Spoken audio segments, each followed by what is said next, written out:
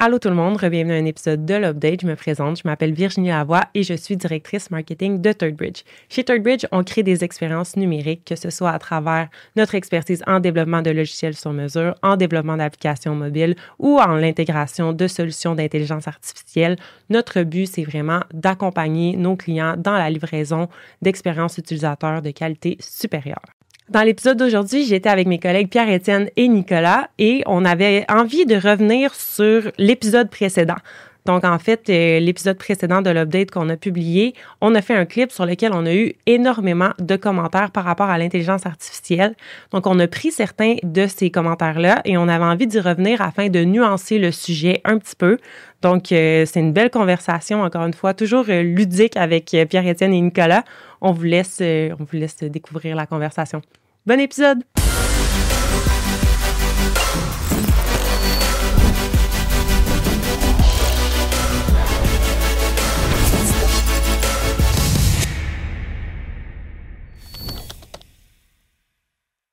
PE, Nick, bienvenue à l'Update! Salut Virge, Salut. On est content d'être là, hein, PE? Oh oui! C'est tellement le De fun! retour! Nos épisodes préférés! Oui. On va espérer que PE soit un peu plus en contrôle. La dernière fois qu'on a fait un épisode, les trois ensemble, PE était hors de contrôle. Mais pour sa défense, je suis vraiment fucking drôle. Tu penses-tu que c'est toi ou c'est moi? Moi. Non, c'était Nick. Nick avait parlé de sa calculette. L'histoire de la calculatrice. J'avais explosé. oui, Je suis c'est- comme, pourquoi il me parle de l'histoire de la calculatrice dans C'est son vrai, il argument? était parti, c'était son storytelling. Ouais, vous allez revoir l'épisode, il est bon. Il Non, essaie, mais- il essaie de le dire avec un straight face. J'ai explosé. J'étais mort, dead. Puis en même temps, c'est bon parce que c'était un épisode sur l'intelligence artificielle qu'on a fait il y a 1 an. Puis Mhm. là, nous voici à nouveau. Puis, spoiler alert, on va en reparler de Oh, l'IA que ça l'a aujourd'hui. changé. Ouh, que ça l'a changé. Quand vraiment, même, hein? Vraiment. Puis on va le réaborder aujourd'hui. Mais avant qu'on en parle puis qu'on plonge dans le vif du sujet, j'aimerais annoncer à notre auditoire, à nos auditeurs, que we made it. On a du hate maintenant sur les réseaux sociaux. C'est vrai. C'est vrai. Fait que, I guess que ça veut peut-être dire qu'on est des influenceurs. Mais pour moi, c'est un milestone Quand dans ma même. vie d'avoir du hate sur les médias sociaux. Puis Ben, toi, direct, ThirdBridge en a eu, puis ça, c'est une chose, on pourra en parler, mais Nick, toi, t'en as eu ben, personnellement, directement. Comment tu te sens? Comment tu vas? honnêtement, j'étais honoré de me faire call out. Je l'ai texté à bien du monde en disant « Hey, I made it ». Il y a des gens qui me trash talk sur Internet, qui repostent mes posts avec des opinions un peu agressives envers moi. J'étais ému. You made it. Ouais, mon Vraiment. préféré cette année, c'était me faire traiter de brocoli. Ouais, Oui. ouais. Ça, c'était aussi. vraiment nice. C'était comme doux en même temps. C'est comme Ouais. plein de vitamines. C'est comme une porte d'entrée soft dans le hate Internet. Ouais, c'est Ouais, ça. c'est comme- Pour se vrai, faire t'aurais traiter pu de connaître brocoli. pire, là. Ouais, me faire traiter de brocoli, c'est as good as it gets. Ça te va bien, en plus. Ben, Nick, c'est drôle en plus parce que aujourd'hui, on va parler du hate que ThirdBridge, ben, que l'Update a eu directement parce qu'on a mis un clip de notre invité Cléo. Fait que si vous n'avez pas vu l'épisode avec Cléo, allez l'écouter. Mais c'était un clip qui parlait de l'importance de s'auto-former en intelligence artificielle, qu'en entreprise, il devrait avoir une culture qui est inculquée au sein des équipes de travail, que les gens devraient avoir l'initiative eux-mêmes de se former en intelligence artificielle. On a mis un clip là-dessus et les gens n'étaient pas d'accord. Pourtant, nous, c'est vraiment quelque chose qu'on prône, c'est une opinion qu'on partage. Puis Nick, d'ailleurs, toi, c'est drôle parce que ton post parlait d'intelligence artificielle, puis tu t'es fait traiter d'anti-techno. Ouais. Fait que, parle-nous-en un peu, c'était quoi ton post? C'est drôle. Ben ouais, mon post, en fait, j'ai partagé une histoire par rapport à Deloitte qui ont publié un rapport qui ont fait à partir de l'intelligence artificielle. En fait, ils n'ont pas publié le rapport, ils l'ont fait pour un client qui est le gouvernement australien. Puis le rapport était rempli d'erreurs puis d'hallucinations de l'intelligence artificielle qu'ils avaient, je sais pas à quel point ils l'ont révisé, mais probablement pas assez. Puis ils ont dû verser une somme de, je pense, c'est 440 000 au gouvernement en dédommagement par rapport à ce rapport-là. Puis mon post était en mode, tu sais, il faut faire attention, il y a des choses qui s'automatisent pas, comme la rigueur, le jugement, l'éthique. Puis dans mon post, j'étais quand même assez positif vis-à-vis de l'IA. Pareil, tu sais, je disais, l'IA, c'est un super outil, puis c'est pas l'IA qui est à blâmer, c'est le manque de rigueur et d'éthique. Ouais.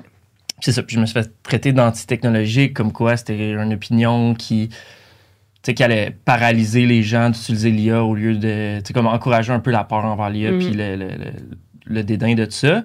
Ce qui est vraiment contraire au contenu que je publie généralement. C'était comme un de mes posts qui était peut-être plus nuancé vis-à-vis de l'intelligence artificielle. Ben, ce serait vraiment mal pour ThirdBridge que tu sois perçu comme quelqu'un d'anti-technologique. Absolument, je crois que je suis tout l'inverse personnellement.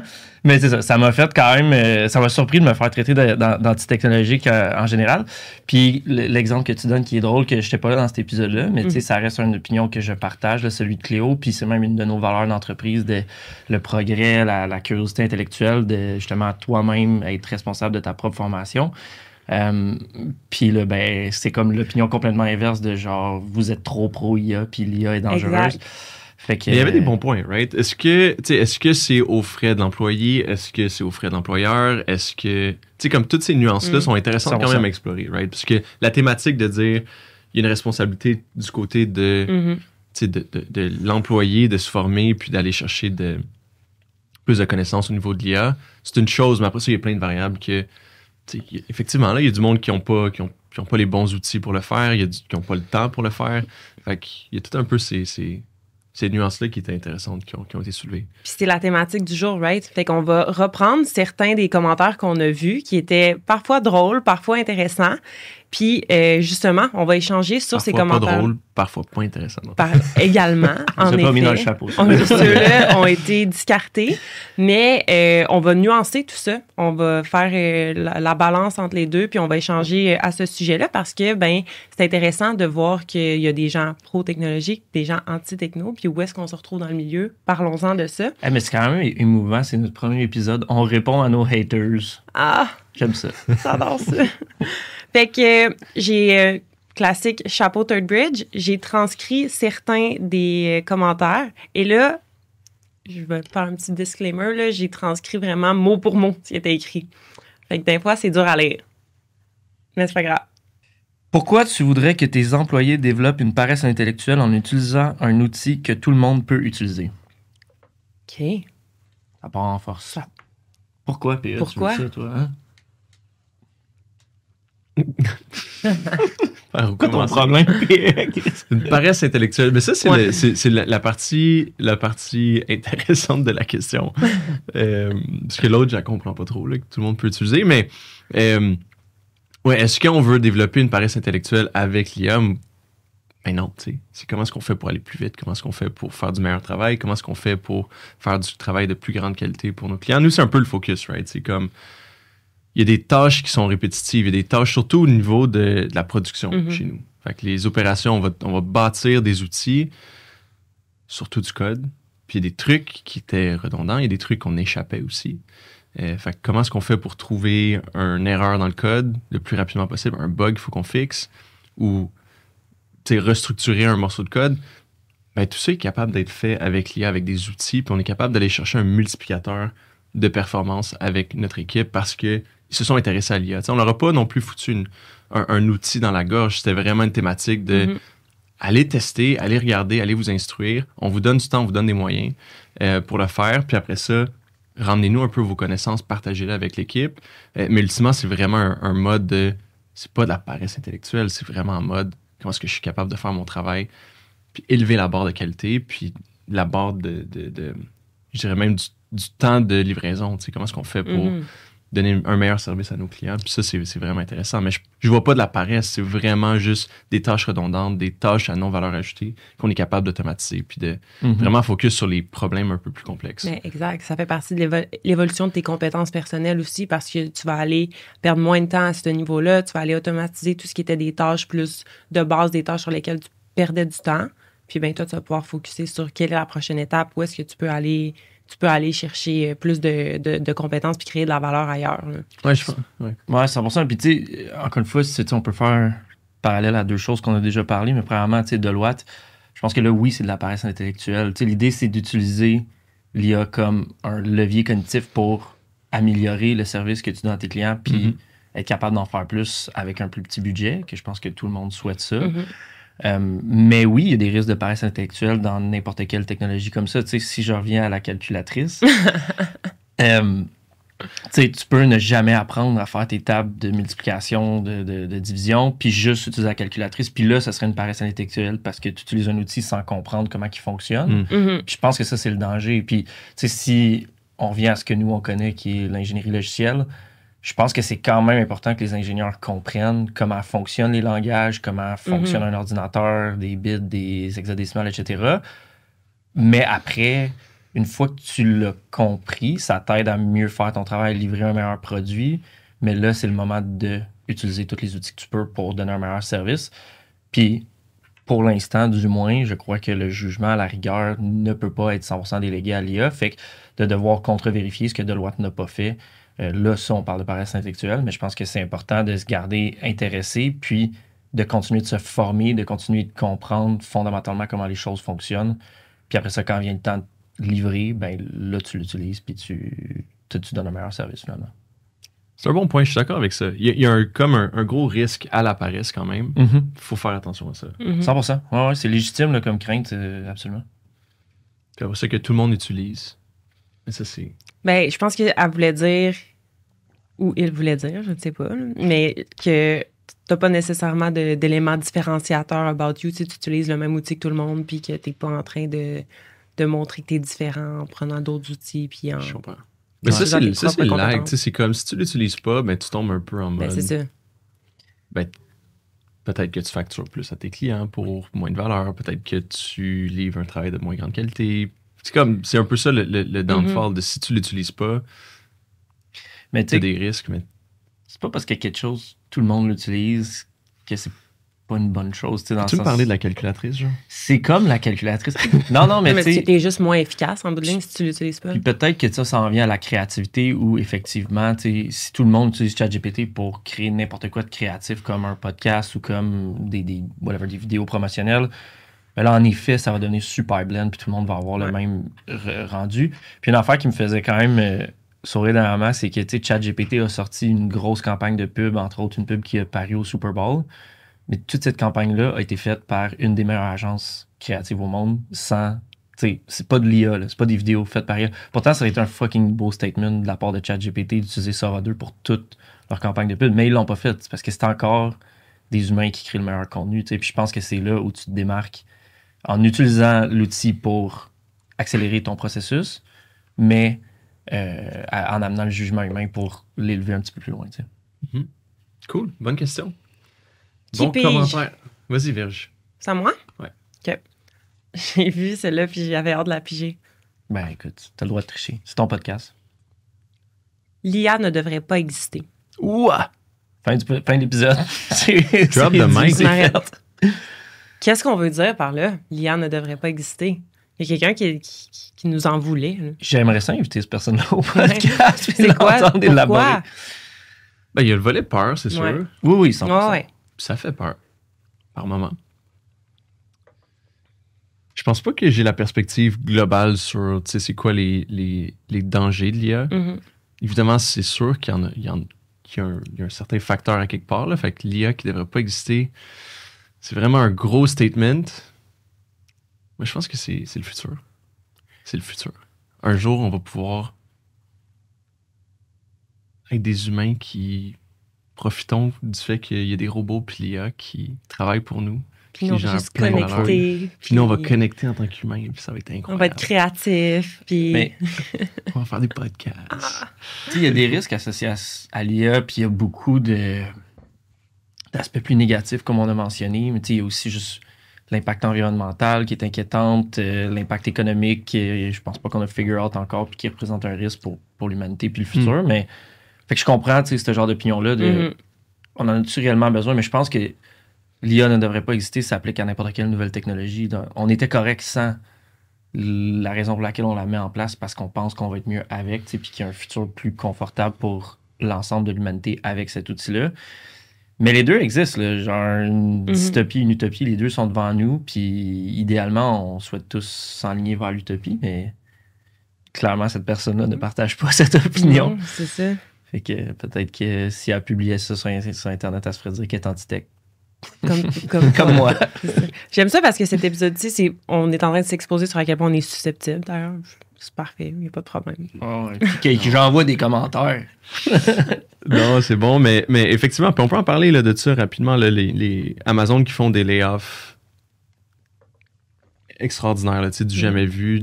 J'ai pas les chiffres, là, peut-être qu'on pourrait même les ressortir vierge, mais c'est des mises à pied records, puis je pense qu'ils prévoient aussi en faire des encore plus grandes là, dans les prochaines années. Ça apporte beaucoup de négatifs. Ça apporte beaucoup de changements pour... Oui, en point de vue consommateur, tu te dis, ah, ben c'est cool, tu sais, Amazon, au final, quand on va aller magasiner pour notre ballon de basketball, il va coûter moins cher parce que le coût d'opération d'Amazon ne va pas augmenter. Le labor, c'est vraiment un des gros aspects qui fait augmenter la facture au bout du compte. Dans beaucoup d'industries au niveau du retail, c'est la plus grosse dépense qui est contrôlable de leur côté. Là. C'est tout le temps le volet humain. Fait que là, il y a un gros push vers le retirer, puis l'IA, c'est au cœur de tout ça. Fait que, on parle de robots, on parle d'IA, automatisation. C'est vraiment rough, là. Tu parles pas de centaines de jobs, tu parles de dizaines de milliers, même. 14 000 Amazon. Combien? 14 000. 14 000 maintenant, puis je pense qu'ils prévoient 30 000. C'est hallucinant, tu sais, comme 30 000 jobs. Imagine, là, des compagnies de 30 000 employés au Canada, il n'y en a pas beaucoup. Là. On parle de renvoyer ce monde-là. Fait qu'il y a cet aspect-là, puis c'est sûr que si tu es affecté directement par l'IA à ce niveau-là, il faut que tu te reformes, il faut que tu changes de carrière, il faut que tu changes ce que tu es en train de faire. J'écrirais peut-être un commentaire de même. L'IA devrait pas exister. C'est un full bon point, puis moi, je trouve ça fou de... On est rendu tellement cynique à propos du capitalisme qu'on oublie que les outils qu'on met en place puis le système économique qui est en place sont supposés être au service de l'humain et non l'inverse. Fait que quand un nouvel outil comme l'IA arrive, techniquement, on devrait voir ça comme quelque chose de positif pour justement aller dans une société où on est plus confortable puis on n'a pas besoin de faire ces tâches-là. Tu sais, on s'entend qu'un centre de distribution Amazon, ça doit pas être la job de rêve. Là, sans vouloir être condescendant, j'ai l'impression que, tu sais, que des robots le fassent, c'est peut-être une bonne chose, puis que nous, en tant qu'individus, on peut se focusser sur ce qu'on aime vraiment faire, passer du temps en famille, aller en camping, nos chiens, whatever. Mais automatiquement, on le voit comme un risque individuel vers notre pertinence dans notre société parce qu'elle est tellement dictée par un modèle capitaliste que si tu n'es pas en train de générer des revenus pour quelqu'un, tu n'as plus de valeur puis tu vas te ramasser dans la rue. Mais je pense qu'il faut se rappeler que le système économique et les outils qu'on invente sont à notre service puis devraient nous mener vers un plus grand niveau de confort.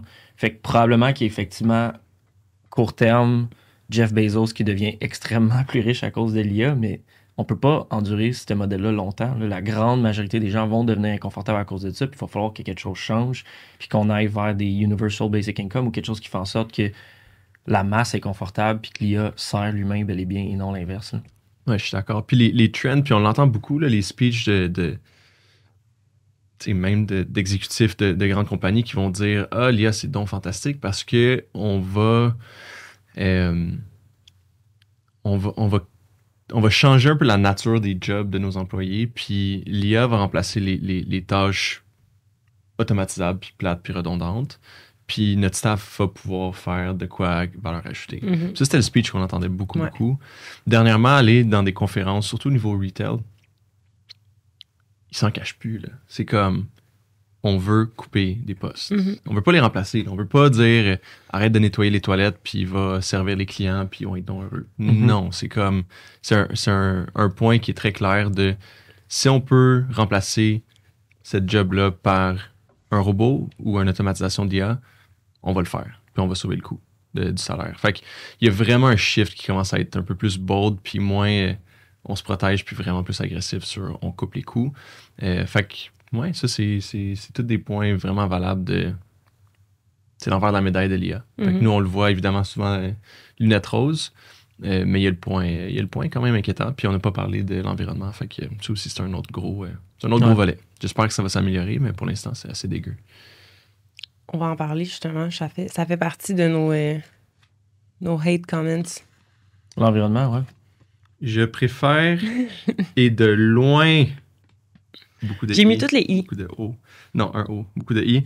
Continuer de me renseigner en lisant des livres, des articles, me former à travers l'expérience et d'autres. L'expérience des autres, et écouter des conférences que d'utiliser l'IA. Ben, Je vois pas en De quoi ils loin. sont genre mutuellement exclusifs, Ouais, là, c'est ça. dans le sens que tu continues de lire des livres. Tout le monde va arrêter surtout pas à cause de l'IA. Mais je pense que tu peux faire les deux. Puis on se rappelle, ça, par rapport au clip de Cléo. Cléo. Pour se former à utiliser l'IA, en fait. Ouais. Mais, Fait qu'elle a des conférences, lire des livres, lire des articles. mais je suis d'accord avec cette personne-là. Oui. Je suis 100% d'accord avec ce commentaire-là. Je préfère de loin lire des livres, aller à des conférences que m'informer avec l'IA. Mais c'est parce que c'était pas Mais ça la question. Non, c'est sûr, mais Arrête ça d'être reste que d'être sa défensive. moi, je donne. Je suis d'accord. Elle a raison. C'est Ben- plus le fun, lire des livres, puis aller à des conférences que de poser des questions à ChatGPT. Dis tout le temps ce que tu vas entendre. Mais Ouais, ma question... OK, mais vas-y. Non, vas-y. J'allais dire, fine, mais c'est quoi de bord? J'ai quand même l'impression que l'IA, c'est ton number one. Ouais, 100%. Mais c'est juste trop convenient, genre. Mais c'est pas l'affaire la plus fun. Mais comme, on s'entend juste pour ce podcast-ci, là. Mhm. Je pense que j'ai parlé pendant 30 minutes avec ChatGPT de tout ce qu'on se dit pour aller chercher de l'information parce que c'est tellement rapide. Je peux le faire en conduisant. Mais j'aime mieux lire un livre. Je trouve que c'est plus nuancé. Je trouve qu'il veut tout le temps dire ce que tu veux entendre. Ouais. Faut que tu Tu vas vraiment dans la direction que t'as amené ta question. Ah, il faut que tu la gosses, là. Puis, Ouais. puis moi, là, ce qui me fait rire, c'est que tu peux personnaliser ton ChatGPT, là. La voix. Non, pas juste ça, mais genre, admettons son attitude vis-à-vis Ok. de toi.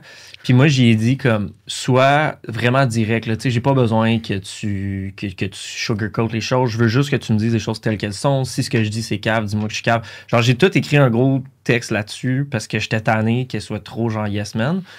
Puis maintenant, ça n'a rien changé, sauf qu'elle commence toutes ses phrases par « Je te le dis directement, sans fioriture, Nicolas. » Puis là, elle me dit mon affaire. C'est le même contenu, c'est juste que t'as un petit intro à chaque phrase, genre. Pour dire que tu vas être direct. Ouais. C'est parfait. Mais Grok, c'est différent. Grok, tu peux y aller très genre en mode vulgaire, puis un peu roasté, puis un peu... J'ai vu je sais ça, pas mais... pourquoi qu'on parle au féminin, là, mais... Mais moi, c'est parce qu'elle a une voix de Yeah. fille Ouais, moi aussi. ontarienne, d'ailleurs. Elle a un petit Ontarienne? accent. On t'a rien. Salut Nicoco, c'est une super bonne question. Bon matin, mes lapins. Mais ouais, je pense que le point, les gars. On s'est ça y éloigné, est. pardon. Ça y est. C'est parti. De loin, je Les préfère gars, l'accent ontarien. On arrête, là. Arrêtez. Vas-y. Je pense que le point, c'est que, en effet, là, je pense que c'est des sources plus sûres et plus valides si tu vas à des formations, si tu lis des livres, c'est des trucs qui ont été double-check, mais la morale de tout ça, c'est que si tu vas chercher ton information sur ChatGPT, comme je sais pas si tu l'as fait ce matin, en lui parlant, mais il faut que tu fact-check qu'est-ce qu'il te dit aussi. Là. 100%. Puis je pense qu'il y a tout l'aspect humain. Là. Ouais. Moi, c'est ça, on dirait que des fois, tu as des opinions hyper coupées par rapport à tout ce qui est créatif et de genre, tu sais, dans le futur, il y aura même plus d'influenceurs qui vont être des vrais humains, ça va tout être généré par l'IA. Le contenu qu'on va checker va tout être généré par l'IA, il n'y aura plus de films. Mais j'ai de la misère à adhérer à cette vision-là parce que pour moi, la présence d'un vrai humain puis que je sache que c'est un vrai humain qui a créé le contenu ou que est tellement importante. Fait que c'est pour ça que, mettons, aller à une conférence, c'est 50% pour le contenu que je vais apprendre, 50% pour parler à des gens. Le fait de lire un livre, j'ai l'impression de connecter avec l'auteur du livre à un certain degré. Fait que, tu sais, lire un texte IA, voir du contenu IA, ça m'intéresse beaucoup moins. Puis on en parlait hier, justement. Moi, moi c'est Instagram en mode TikTok, là, les Reels, là, m'intéresse beaucoup moins depuis que le contenu IA a commencé à comme le saturer parce que je suis capable de dire si c'est vrai ou non, je suis capable de dire si c'est un vrai humain ou non. Puis j'ai comme plus le goût de le checker. Puis dans le doute, on dirait que t'es comme Urk. Puis tu sais, si on revient à comme un mindset purement capitaliste, là, ces compagnies-là ont un énorme... Tu sais, tout ce qu'ils veulent, là, leur mission, c'est notre attention. Puis si à un certain point, l'IA vient baisser là, l'attention, ce qui est le cas pour moi déjà, là, mais je pense pas que c'est encore assez important pour qu'ils prennent action, mais à un certain point, ils vont trouver une façon de bloquer le contenu IA parce qu'ils vont réaliser que ça intéresse moins le monde, j'ai l'impression. L'engagement est moins au rendez-vous. Là. Ça, c'est mon sentiment nuancé. Là. Après ça, je peux me tromper, puis je sais qu'il y a du monde qui ont pas mal plus d'importance que moi, qui sont très fermes sur le fait qu'il n'y aura plus de contenu humain à un certain point, mais j'ai vraiment la misère à penser que moi, je serais heureux dans ce monde-là. Le contenu va être de mieux en mieux. Ça, c'est sûr. Mais tu sais, Puis refléter encore plus que ce que tu veux voir, mais je comprends ton point. Ouais. Puis par rapport à... sais, je trouve que le volet humain des conférences, c'est nice. Livre, c'est cool. C'est beaucoup plus en profondeur. Puis c'est ça qui arrive aussi avec chat. C'est de la surface. Tu sais. C'est très... Tu sais, c'est des highlights là, que tu vas aller chercher. C'est pas un livre de 300 pages qui parle d'un sujet puis tu es capable de vraiment comprendre un peu c'est quoi le thinking derrière. Fait que ce volet-là est vraiment comme t'es en train de changer de plus en plus. Conférence, par contre, genre la nuance, c'est bizarre. Moi, j'ai souvent cette réflexion-là de je trouve que tu commences à drink le même Kool-Aid quand tu vas à une conférence. Fait que comme, mettons, tu vas voir un panel. Là. Moi, c'est un truc qui me fait vraiment, genre, flasher. C'est les gens sur le panel sont tout le temps 100% d'accord l'un avec l'autre. Puis je dis tout le temps très généralisé, là. Mais les gens sur un panel sont pas là pour se challenger. Puis ça, c'est ce qui me manque même, là. Tu parles de nuances, je trouve pas qu'il y en a non plus des fois dans des conférences. Tu veux du tea? Ouais. Non, mais je veux des opinions un peu différentes, tu sais, de non, je suis pas d'accord, nous on fait ça. Non, je suis pas d'accord, nous on fait ça. Mais ça me manque beaucoup parce que sur un stage, tout le monde devient genre, oui, 100% d'accord.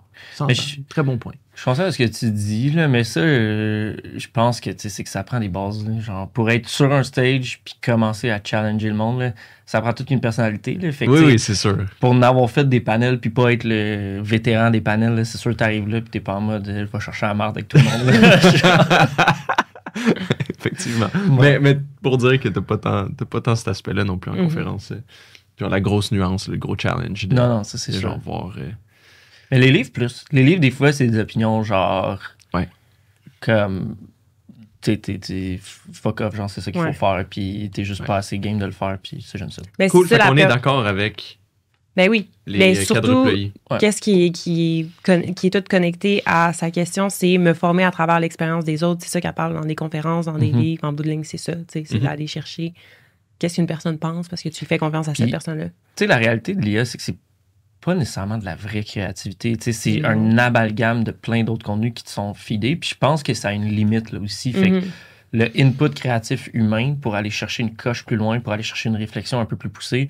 Je pense que Apple a sorti un article là-dessus normalement que j'avais vu ça passer, là, que dès que tu amènes des problèmes qui n'ont jamais été résolus ailleurs sur Internet en l'IA, il n'y a rien qui se passe. Là. C'est pas capable. Parce que tout ce qu'il fait, c'est appliquer ce qu'il y a déjà. Ouais. Fait qu'il y a une réflexion à avoir là aussi où genre je pense pas que c'est de la réelle créativité. Là, si on se fait juste hors-feeder tout ce que l'Internet possède, mais si on veut amener les choses plus loin, l'input humain reste nécessaire. Tu sais. Toi, tu vas te former où, Virge? Où est-ce que je me forme? Où est-ce que tu préfères de loin? Qu'est-ce que tu préfères de loin? Pour me former? Pour te former. J'aime vraiment les conférences, au contraire. Ben moi, c'est pas les... Mettons, il y a une différence entre genre conférence, panel, de juste des gens qui parlent de « Ah, nous, on a fait ça de telle manière, versus une conférence qui est vraiment sur un cas précis, puis juste d'entendre comment les gens ont réfléchi, comment ils en sont venus à une solution. Souvent, c'est pas textbook, je vais faire exactement ce que cette personne-là a fait, mais c'est d'aller chercher des réflexes que cette personne-là a eu ou comment ils sont arrivés à faire ça, puis qu'est-ce qu'ils en ont appris. Tu prends qu'est-ce qui s'applique à toi, puis tu recherches un peu là-dessus, puis ensuite, tu l'appliques. Là. Moi, c'est vraiment... En tout cas, c'est plus de l'inspiration en bout de ligne quasiment que de la formation. 100%. Puis ensuite, évidemment, formation. Quand je sais pas comment faire quelque chose... Je pense que c'est la nuance entre une réelle formation puis une conférence. Une conférence, tu as 30-45 minutes pour apprendre à quoi quelqu'un. C'est sûr ça va être de l'inspiration et non de la formation. Non, c'est ça, exact. Mais c'est le fun aussi, par contre. C'est super utile. Bien, vraiment. Puis après, ça te donne une idée aussi. Là. Tu vas chercher cette inspiration-là, puis ensuite, tu vas te former sur qu'est-ce que tu as besoin pour y arriver. Tu vas dégainer plus loin dans les points. Exactement. L'IA est zéro fiable pour toute recherche que tu peux lui demander. On est dans les extrêmes. 0, c'est pas 100, c'est pas 0. Ouais, ça, c'est vraiment intéressant comme point parce que ça dépend de quel outil que tu vas utiliser, right? Fait qu'un OpenAI, un Gemini, puis un Grok, c'est pas les mêmes réponses. Tu peux demander comme c'est quoi, moi une photo du pape, puis que ça va être le pape, mais en femme. Mais... Ouais, c'est comme. C'est quoi que tu fais souvent? Je me demande. Non, mais c'est qu'ils n'ont pas toute la vérité. L'IA est pas programmée pour te dire la vérité. Nécessairement. Elle est programmée pour répondre. Elle va chercher son information. Répondre, mais après ça, il y a des nuances qui ont été programmées, des règles d'affaires qui ont été mises en place, qu'on ne sait pas c'est quoi. right? On sait pas c'est quoi les guardrails qu'ils vont mettre. Qui peuvent biaiser l'information. Pour biaiser. Tu sais, quand tu tombes dans des facts, tu sais, un peu plus extrêmes, là, que ce soit des enjeux d'actualité, des trucs politiques ou des enjeux de guerre, whatever it is, il va te répondre peut-être un peu plus, tu sais, je suis un peu plus pro, de la droite, un peu plus de la gauche, comme tu sais pas un peu où est-ce que, comment que l'IA a été nécessairement configurée. Ça te donne des fois des réponses qui sont absurdes. Là. Des fois, ça va tomber dans... tu vas halluciner, puis ça va être beaucoup plus... Mais c'est que je pense que l'enjeu aussi, puis j'avais lu là-dessus, c'est que l'IA, tu sais, c'est entraîné finalement avec un genre de conditionnement positif algorithmique. Là. Puis finalement, il est plus valorisé à répondre qu'à répondre la vérité. Fait que dans le sens, c'est mieux pour l'IA de par son algorithme de juste te répondre de quoi qui est faux que de rien te répondre du tout. Tu sais, ChatGPT va jamais ne pas te répondre. Ouais. Il y a toujours de quoi qui se dit, tu sais. Puis je pense que ça amène justement les faussetés dont on parle. Puis il y a tout le principe d'hallucination aussi que je trouve insane. Là. On dirait que je suis pas sûr de comprendre comment une hallucination arrive, là, mais genre... Tu sais, ça, c'est ce qui est arrivé dans le rapport de Deloitte. Là. C'est juste des faits qui sont carrément faux. Là. C'est pas juste genre une nuance d'opinion. Là. C'est genre, c'est pas du tout vrai, ça a jamais été écrit nulle part, puis l'IA est juste... est arrivé avec ça. Chipé ça, genre. Puis ça, c'est les hallucinations IA. Là. Puis moi, j'en ai pas expérimenté personnellement beaucoup, mais tu sais, j'en ai entendu parler. Puis j'en ai vu 2-3 fois que j'étais genre, de quoi, tout ça sort, cette affaire-là, puis il n'y a pas de source. Nick, fait que nous, on avait mis un genre de AI bot pour les anniversaires. Oui. Fait que dans notre Slack, on avait un bot qui disait comme « Hey, bonne fête Virginie, en 1953, savais-tu que en cette date, il est arrivé la guerre de je sais pas trop quoi aux États-Unis? » Puis là, on avait un membre de notre équipe qui était très en mode justement de challenger les facts. Il voulait fact-check. Puis ultimement, il était comme « Non, c'est de la merde, c'est pas vrai, c'est pas vrai, c'est pas vrai. » C'est vrai. Puis c'était... Je te dirais quasiment une fois sur deux qui était comme ça n'a pas rapport. Là. C'est pas vrai. Déjà. Il a inventé ça de toutes pièces. C'est pas la bonne date, c'est pas les bonnes années, c'est pas ça qui est arrivé. Puis c'était comme pourquoi qu'il a inventé cet effet-là? C'est sûr qu'il est arrivé de quoi d'autre cette journée-là, à quelque part dans l'histoire de l'humanité, qui aurait pu dire de quoi d'autre, mais c'était des faussetés. Ouais, ça fait quand même un bout. Tu sais, ça, oui, mais c'était plus dans les débuts. Ça va faire au moins un an et demi là, qu'on avait ça. Mais oui, puis c'est fucking drôle. Puis c'était tout le temps des fesses à la guerre. Puis là, à un moment donné, on y avait dit genre, hey, slack la guerre, c'était un peu glauque. La bataille de Tripoli. 58 000 personnes sont mortes cette journée-là. 200 ans. Bonne fête. Molo. C'était Michel, le nom du bot. Molo, Michel. Mais oui, puis c'est ça. Mais ça, c'était pire à l'époque. Là. Je pense que, tu sais, il travaille beaucoup l'hallucination, mais ça reste quand même un phénomène super particulier. Puis effectivement, tu sais, quand tu peux pas te fier à 100%, peut-être le réflexe, c'est de se fier à 0% qui est valable, là, ou sinon de, tu sais... Ouais. Je pense que la bonne approche, c'est d'y aller boucher par boucher. Là. C'est sûr, si tu demandes un méga texte à ChatGPT, le risque qu'il y ait des hallucinations dedans est probablement multiplié. Là. Mais si tu y vas, genre, étape par étape, puis tu le tiens par la main tout le long de la rédaction, tu as moins de risque que le résultat soit erroné. Là. C'est ça, il faut que les gens apprennent à prompter, là, initialement. Là. Oui, mais je suis pas sûr que c'est juste du prompt. Je pense qu'honnêtement, plus tu demandes un... Tu sais, mettons, tu dis, écris-moi un texte de 150 pages, c'est sûr que tu as des hallucinations. Faut que tu y ailles boucher par boucher. Non, ça c'est sûr. Là, mais après ça, qui fait ça? J'ai peur de ces gens-là, s'il y en a qui le font. Là. Ben, c'est ça, je me demande par rapport à Deloitte, honnêtement. Je sais que je reviens tout le temps avec ça, mais je suis vraiment curieux de comment ça s'est passé, cette affaire-là, comment c'est arrivé, comment ils en sont venus avec ce résultat-là, où il y avait littéralement des faussetés dans le texte. Il savait pas quoi répondre, puis c'est comme, il a inventé. Oh, exact. C'est fou, là. Ouais. Ça a été quoi le processus? Ou c'était-tu genre, il était à minuit moins une de remettre son examen? Puis... Mais c'est débile, ça. C'est juste que c'est fou de te dire que t'as des IA qui sont pas nécessairement... Il n'y a pas un focus absolu sur la vérité. Ouais. Le focus absolu, c'est de te répondre quelque chose. Puis ça fait que là, aujourd'hui, on n'a pas un IA qui est fiable encore. Là. Ouais, c'est sûr qu'il faut qu'ils travaillent là-dessus. Ils doivent travailler là-dessus activement, d'ailleurs, mais... Mais ça dépend c'est quoi la priorité. Mais je pense que, tu sais, même en tant qu'humain, c'est un peu le même algorithme. Dans le sens que dans une conversation, t'es plus valorisé à répondre de quoi puis à avoir l'air de savoir de quoi tu parles que de répondre la vérité. Ouais. Fait que même en tant qu'humain, c'est un peu notre mécanisme. C'est un peu créé à notre image. Puis avec confiance en plus. Ouais. Exact. Si tu n'inventes avec confiance. Donald Trump est la preuve de ça. J'ai pas besoin de dire la vérité, j'ai juste besoin de dire quelque chose. C'est rendu un fait. All right. Ouais, on est rendu politique dans l'update. Ça y est. Zéro C'est à ce moment-là que je fiable. pige une autre question. Un autre commentaire. Là, c'est un petit peu ce qu'on vient de dire. Pourquoi je voudrais apprendre comment me faire remplacer? Mais tu sais, c'est pas ça. T'apprends à bien l'utiliser. Ouais, je pense Genre, que l'importance de se former, c'est d'apprendre à bien l'utiliser. Puis ça, après, c'est comme ça que tu te développes sur le milieu du travail. Je pense que en fait, la question, c'est plus que c'est une dualité. Tu l'apprends ou tu te fais remplacer. Dans le sens que les gens qui se feront pas remplacer, c'est ceux qui vont savoir comment l'utiliser, tu sais. Exact. Fait que c'est plus l'inverse. Dans le sens, si tu l'apprends, tu te sécurises. J'ai l'impression. C'est ça. Plus que l'inverse. C'est comme s'ils veulent pas... La personne, dans son commentaire, qu'est-ce qu'elle dit? C'est qu'elle veut pas être main dans la main avec un outil qui pourrait potentiellement la remplacer, alors qu'au contraire, il faut que ça devienne ton meilleur ami pour pas te faire remplacer. Parce que si on revient à l'autre commentaire de comme l'IA devrait pas exister, tu sais, peut-être. Pour le vrai, peut-être. Je sais pas. Mais comme, on verra, là. Mais pour l'instant, elle existe, genre. Fait que comme, je pense que malheureusement... Comment on l'utilise à la bonne essence? Que t'aimes la réponse ou non, la réalité, c'est que tu l'apprends ou tu te fais remplacer à ce point-ci, tu sais. Fait que je pense qu'il faut juste accepter que c'est ça qui se passe des fois dans la vie. Là. Ben oui. Mais, je veux dire, y a-tu de la vérité aussi à ce point-là? Y a-tu de la vérité de dire que si tu commences à l'utiliser, puis le mettre en place, puis optimiser ta job, que tu mets un peu en péril ta job? Ben, possiblement. Mais je pense que t'es quand même mieux. Tu sais, si tu sors, admettons, tu te fais renvoyer d'une job parce que t'as formé un IA pour t'auto-remplacer, c'est un skill super présent, je pense, sur le marché. Fait que là, tu vas dire ça à d'autres employeurs.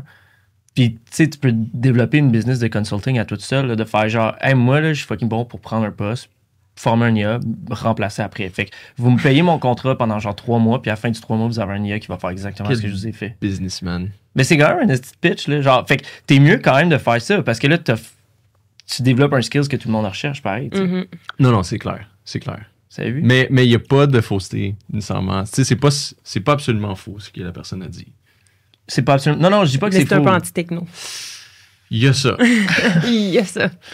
mais au fond, c'est sûr que si la personne est vraiment douée, puis capable de...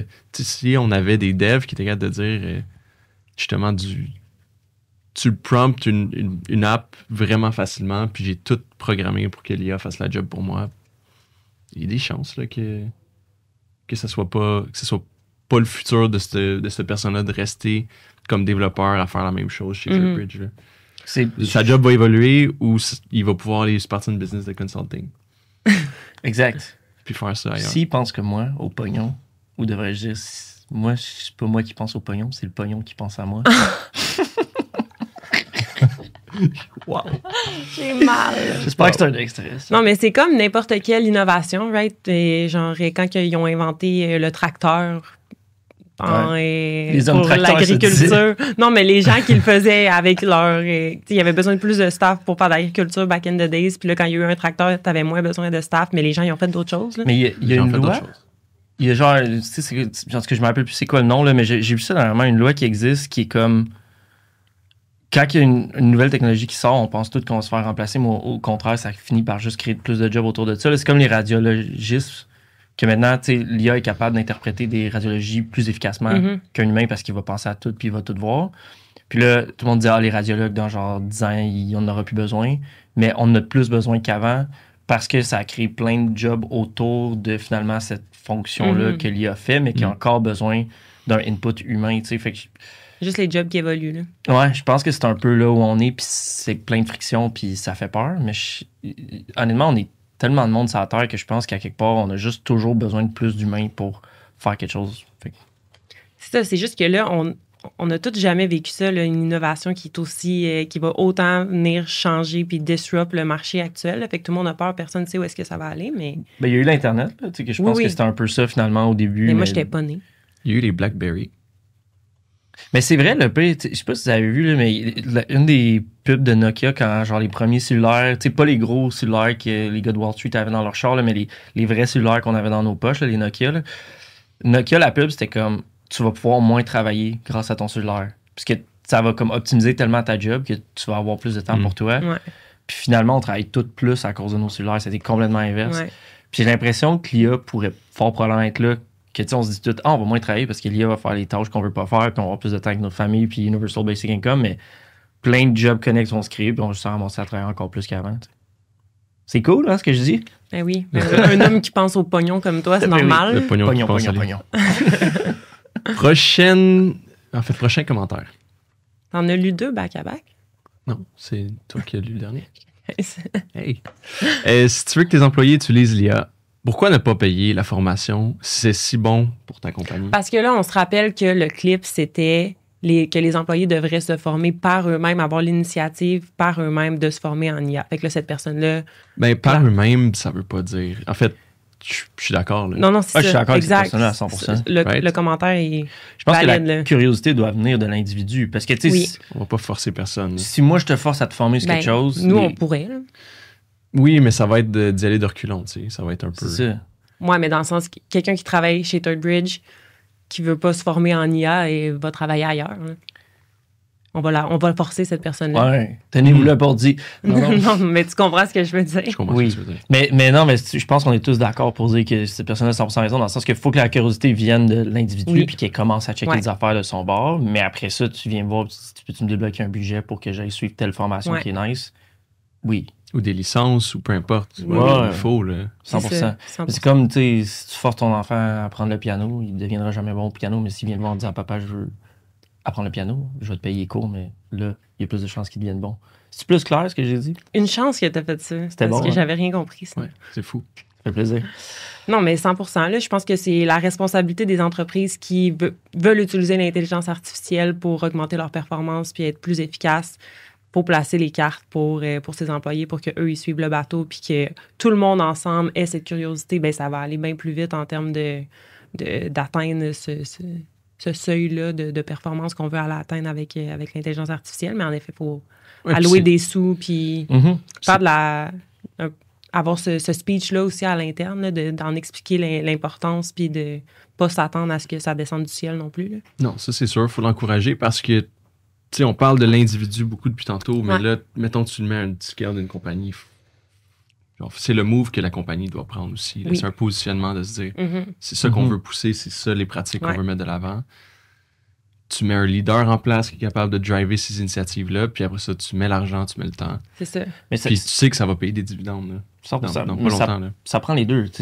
Il faut que les employés sentent que c'est valorisé, puis que l'employeur met du sien, puis il faut que l'employé... lui aussi le valorise puis il met du sien, mais c'est sûr qu'en tant que leader ou que gestionnaire, un employé qui vient, moi, m'apprendre de quoi avec l'IA en disant genre, hey, j'ai appris telle nouvelle affaire puis c'est vraiment hot, tu devrais, genre, checker ça, c'est le meilleur feeling possible, tu sais. 100%. Puis tu sais, je pense que nous, on est très biaisé puis on rend ça quand même simple du fait qu'on est en tech puis on est dans relativement une petite entreprise, là. Mais justement, dans les commentaires, puis on l'a pas nommé, là, mais il y a quelqu'un qui parlait qui travaillait pour le système de santé puis que c'était... Tu sais, c'est impossible. Quand même que tout le monde se met à avoir une curiosité pour l'intelligence artificielle, c'est tellement des grosses... Des gros chantiers à entamer pour venir changer leur processus puis comment ils fonctionnent, ces gens-là. Que ça, je peux comprendre que ça a l'air... Ça a l'air big, là. Nous, on le fait. C'est vrai qu'on le voit à notre échelle puis notre réalité, là, mais... 100%. Mais tu te mets dans les souliers de, justement, quelqu'un qui est dans une grosse machine, qui a justement débloqué des budgets, ça se fait comme une fois par année, puis c'est compliqué, puis il n'y en a pas d'argent. Comment est-ce que tu fais? Fait qu'effectivement, c'est-tu la responsabilité de l'individu ou de l'entreprise? Ça devient un peu... Ben, tu sais, je pense... Il faut que les deux se fassent. Je pense d'un point de vue individuel, juste pour ta propre pérennité personnelle, c'est une bonne chose de s'y intéresser puis de comprendre. Là. Je pense que ça, il faut, juste pour toi, là, fais-le. Mais effectivement, après, je pense que dans le système de santé, ça va être long là, avant qu'il implémente ce genre de méthodologie-là. Puis ça viendra pas. Tu peux pas, en tant qu'employé, dire hey, je veux tout changer. C'est pas le même niveau d'implication. C'est la dernière. C'est la dernière? All right. On n'a même pas le droit de l'utiliser. Ça compromet nos infos confidentielles. Alors, je vais continuer les formations et les livres pour me perfectionner. Le AI encombre Internet et c'est de la surconsommation d'énergie. La fameuse question de la surconsommation d'énergie. J'ai l'impression qu'on tourne en rond un peu avec tout ça, mais oui, c'est tout vrai. Mais c'est vrai que les infos confidentielles, je pense qu'il ne faut pas s'arrêter là. parce que c'est trop utile. Puis, tu vas trop te faire déclasser sur le marché en tant qu'entreprise, là, je veux dire, si tu ne mets pas en place des outils IA. Fait qu'il faut trouver des solutions à ça. Puis, il y en a qui existent là, pour protéger les infos confidentielles tout en utilisant l'IA. Nous, on en utilise aussi. Tu sais, il faut pas s'arrêter à ça parce que ça, c'est très dangereux, je pense. Là. Je sais que c'est un défi. Il ne faut pas non plus le négliger, mais je pense qu'il faut trouver des solutions. Les formations et les livres, on en a parlé. Continue. C'est une bonne idée. Le AI encombre Internet. Je pense qu'encombre Internet, je suis pas sûr. Mais beaucoup de place. Mais pour la surconsommation d'énergie, 100%. Mais ça, on n'en a pas tant parlé de ça, mais c'est un gros point. Là. C'est ultra paniquant, sincèrement. Là. C'est dur à... C'est dur à excuser, là, puis c'est dur à voir ça va être quoi la solution. J'ai demandé à ChatGPT tantôt, il était comme, fais-toi en avec ça, le gros.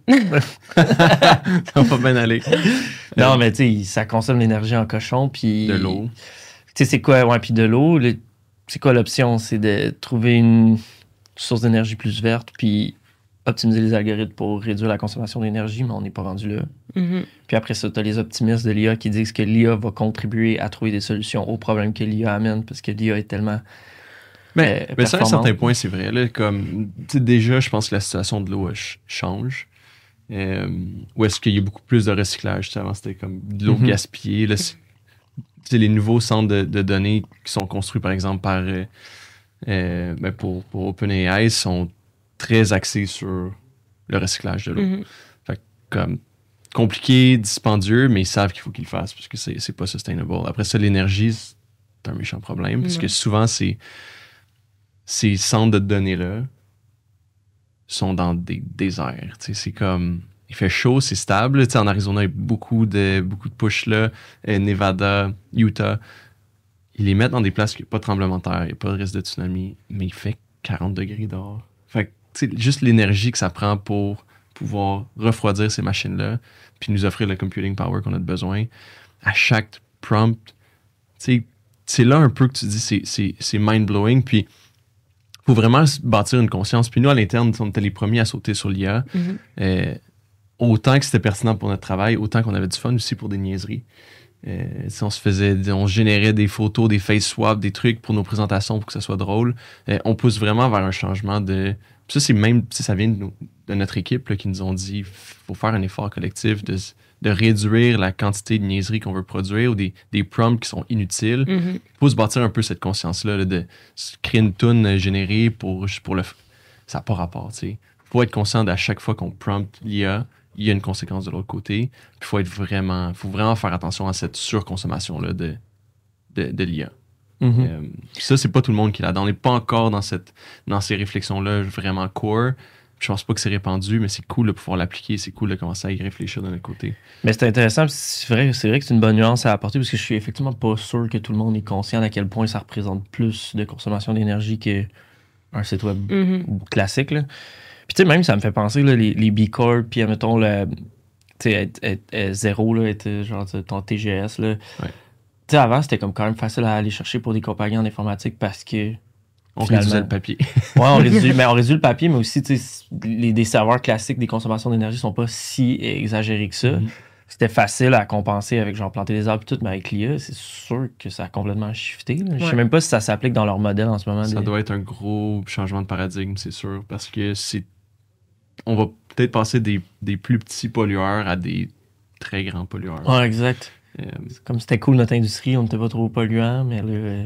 Ouais, j'ai hâte de voir comment ça va évoluer, cet aspect-là. Mais dans cette question-là, dans ce commentaire-là, en tout cas, il y a deux choses. Là. On parle de données confidentielles, puis on parle de surconsommation, mais moi, qu'est-ce que ça me dit dans ma tête? C'est juste aussi tout ce qui est éducation au niveau éthique, niveau conscience, comment qu'on va aller... T'sais, il y a toute cette information-là que les gens n'ont pas encore nécessairement eu accès à. Exact, c'est ça. Les gens n'ont pas nécessairement été éduqués à ce sujet-là, puis il y a tout ça encore qui est à démystifier. C'est qu'il n'y a pas de politique en place partout. Ça. Fait que ça, c'est pas généralisé. En tant que compagnie, c'est quoi tes politiques de gouvernance de la donnée par rapport à l'IA? Puis, on voit beaucoup aussi de chiffres de OK, une organisation va mettre en place Copilot. Fait que, parfait, Copilot fait du bon travail sur plein d'aspects, mais si, mettons, t'es pas d'accord, genre, tu préfères encore OpenAI, les gens vont sur le site, sur leur téléphone, sur leur outil personnel, commencent à utiliser OpenAI. Fait qu'il y a comme un peu présentement, les compagnies essaient de forcer des outils ou certaines pratiques en place pour contrôler justement leurs données. Mais tu as tellement accès à d'autres outils sur le côté personnel que si tu as une préférence pour un autre outil, tu vas pivoter vers un autre. Puis là, ça bousille tout. Fait qu'il y a beaucoup de ça, là, présentement. Là, Ouais, puis on dirait que la loi 25 vient juste de comme débarquer puis de sensibiliser un peu les gens à comme hey, Internet c'est un peu wild, faites attention aux données, protégez-les beaucoup, faut pas que les gens aient accès. Là, t'es pitch. Puis là, t'as genre le AI qui débarque qui est comme hey, donnez-nous toutes vos données puis vous savez aucune idée où ça va finir puis dans les oreilles de qui ça va se faire entendre. C'est quand même fou, là. Ah ouais, c'est débile, ça. C'est débile. Des compagnies qui uploadent leur entièreté de leur base de données, que ce soit des documents, des contrats, tout ça. Ils uploadent tout ça, puis c'est pas en conscience de cause. Là. Ils savent pas où est-ce que ça s'en va. Puis tu vois des scénarios où est-ce que des compétiteurs sont capables de poser des questions par rapport à une compagnie X puis d'avoir toute l'info. C'est quoi les rates de cette compagnie-là? C'est quoi les derniers contrats qu'ils ont signés? Puis ça sort tout parce que la compagnie avait pas une bonne gouvernance puis ça a été un peu le Wild West. Ou tu sais, même pas eux. Là. Genre, dernièrement, en tout cas, un fournisseur que j'essayais d'aller chercher une quote. Puis, il ne donne pas de quote avant de signer un NDA, là, ce fournisseur-là. Puis, j'avais demandé à ChatGPT pour me donner une quote par rapport à ce fournisseur, qui est un très gros fournisseur. Là. Puis, j'ai eu un prix accurate. Puis après ça, j'ai signé l'NDA, puis ils m'ont donné leur prix. Mais dans ma tête, j'étais comme... C'est probablement pas eux qui ont mis ça dans ChatGPT, mais peut-être qu'il y a un autre client qui a eu un quote, puis qui l'a fait réviser par ChatGPT, puis là, les prix commencent à rentrer, puis... L'information est là. C'est vrai. C'est même plus toi. Là, à partir du moment où on donne un prix à quelqu'un, lui, il a le document, ça y appartient. Ouais. C'est fou. La donnée, ça s'en va. Comment on finit ça? On a passé à travers de tous les commentaires. C'est super. C'était le fun. On aime les commentaires. Oui, vraiment. Puis on n'est pas susceptible, on veut se faire challenger sur nos idées. Puis, 100%. On veut ouvrir la discussion, surtout. C'est pour ça qu'on a le podcast. Je pense que c'est important d'être nuancé, parce que trop pro-AI, ça fait peur. Parce que t'as comme plus de jugement, t'aimes juste trop ça, puis tu le pousses trop. Mais trop anti-AI aussi, c'est pas la solution. La réponse est à quelque part dans le milieu. Puis je pense que c'est important d'être nuancé. C'est important ces questions-là. Puis c'est important d'amener des exemples de positifs. C'est comme, hey, l'AI a permis de faire ça, puis c'était full cool. Comme, hey, Deloitte s'est planté, faites attention, faites pas ça vous. Je pense que les deux sont importants dans la discussion. Cool. Vraiment. Merci, les gars. Merci, Virginie. Merci. Bisous. Nos auditeurs. Bye.